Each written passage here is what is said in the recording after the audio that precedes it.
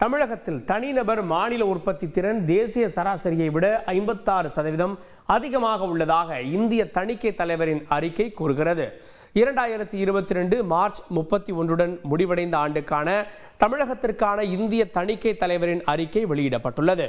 2021-22 46,538 கோடி ரூபாயாக இருந்த வருவாய் பற்றாக்குறை 2022-23 36,215 கோடி ரூபாயாக குறைந்துள்ளது.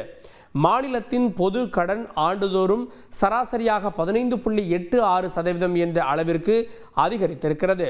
மாநில உற்பத்தி திறன் கடந்த ஆண்டை விட 14% அதிகரித்துள்ளது. இதற்கு தொழில் மற்றும் சேவைகள் துறைகள் முக்கிய பங்களித்துள்ளன. மாநிலத்தின் தனிநபர் மாநில உற்பத்தி திறன் தேசிய சராசரியை விட 56% அதிகமாக உள்ளதாக இந்த அறிக்கை கூறுகிறது. செய்திகளை உடனுக்குடன் தெரிந்து கொள்ள உடனே சப்ஸ்கிரைப் பண்ணுங்க.